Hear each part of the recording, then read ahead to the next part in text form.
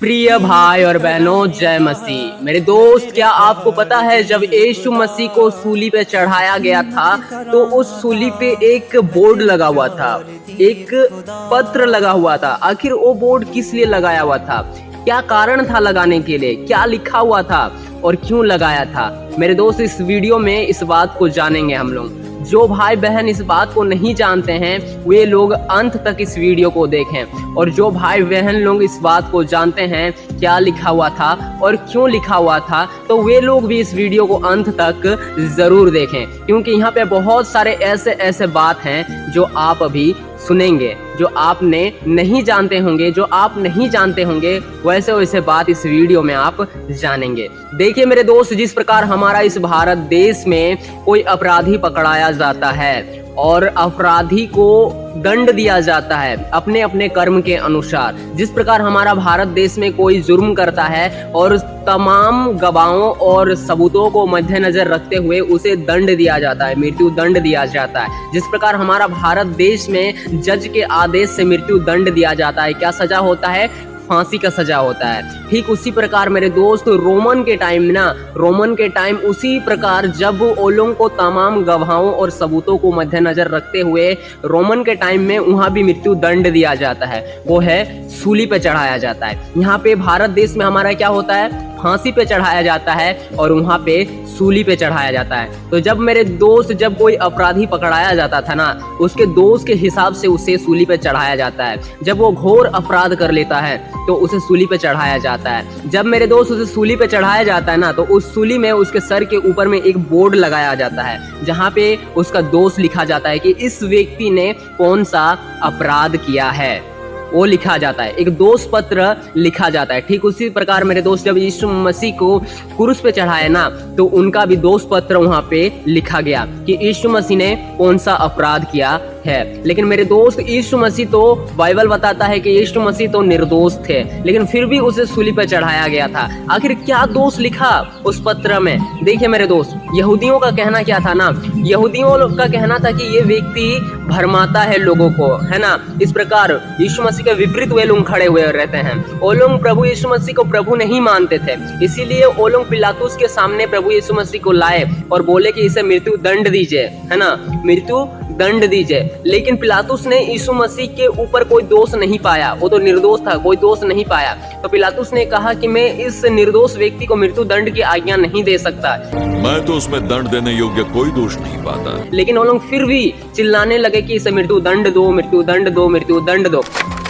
उसे क्रूस पर चढ़ाओ, उसे क्रूस पर चढ़ाओ। तो पिलातुस ने कहा कि तुम कोई अपराध बताओ कि इस व्यक्ति को मैं किस लिए मृत्यु दंड दूं, किस लिए सूली पे चढ़ाऊं, अपराध बताओ इसका।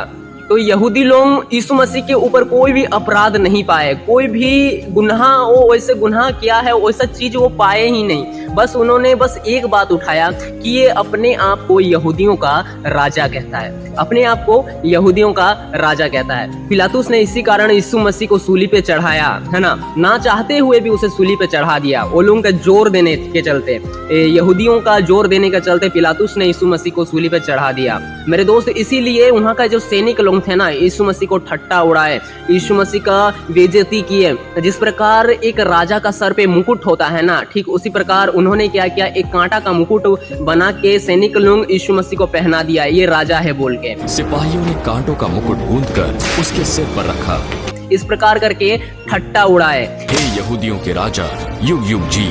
लेकिन जब यीशु मसीह को सूली पर चढ़ा दिया ना, तो उसका दोष पत्र में यही लिखा गया कि यीशु मसीह जो है वो यहूदियों का राजा है, यीशु नासरी यहूदियों का राजा। लेकिन यहूदी लोग पिलातुस से कहा कि ये ऐसा मत लिखो, ये यहूदियों का राजा नहीं है, ऐसा मत लिखो। लेकिन पिलातुस ने कहा मैंने जो लिख दिया सो लिख दिया, मैंने जो लिख दिया वो लिख दिया। मेरे दोस्त, वही लिखा हुआ था। यीशु मसीह जब सूली पे चढ़े थे ना, उसके सर के ऊपर एक बोर्ड लगा हुआ था, एक दोष पत्र लिखा हुआ था कि यीशु मसीह जो है यहूदियों का राजा है। मेरे दोस्त, जिस प्रकार उस क्रूस पे लिखा हुआ था कि यीशु मसीह जो है, ये यीशु जो है ये यहूदियों का राजा है, इस प्रकार लिखा हुआ था। तो मेरे दोस्त देखिए, वो लिखा हुआ था कि ये यहूदियों का राजा है। जो पिलातुस ने लिख दिया कि ये यहूदियों का राजा है वो सही था, जो पिलातुस ने लिखा वो सही था, लेकिन मेरे दोस्त वो सिर्फ यहूदियों का राजा नहीं है, बल्कि ये पूरी जगत का राजा है। यीशु मसीह पूरे ब्रह्मांड का राजा है ना, पूरी पृथ्वी का राजा है। इसीलिए मेरे दोस्त प्रकाशित वाक्य का वह पुस्तक कहता है कि उसके वस्त्र पे और उसके जांघ पे ये नाम लिखा हुआ है कि ये राजाओं का राजा और प्रभुओं का प्रभु है। और उसके वस्त्र और जांघ पर यह नाम लिखा है, राजाओं का राजा और प्रभुओं का प्रभु। हालेलुया। मेरे दोस्त यीशु मसीह जो है वो राजाओं का राजा और प्रभुओं का प्रभु है, लेकिन यहूदी लोग नहीं समझ पाए। यहूदी लोग यीशु मसीह के अपने थे और उनके अपने लोग ही यीशु मसीह को समझ नहीं पाए। इतना ही बड़ा दुख की बात है मेरे दोस्त। यीशु मसीह को जब सूली पे चढ़ाया गया था ना, तो वहाँ पे जो बोर्ड लगा हुआ था, तो वहाँ पे मुख्य रूप से 3 भाषा से लिखा हुआ था कि यीशु मसीह जो है यहूदियों का राजा है। इब्रानी और लातीनी और यूनानी में लिखा हुआ था। तो मेरे दोस्त ये भाषा से उस बोर्ड पे लिखा गया था कि यीशु मसीह जो है यहूदियों का राजा है। आशा करता हूँ मेरे दोस्त इस वीडियो से आपने बहुत कुछ सीखा होगा। चलिए मेरे दोस्त, इस वीडियो से प्रभु परमेश्वर आपको आशीष दे और संभाले रखे और आपको प्रभु में और ज्यादा मजबूत बनाए। आमीन।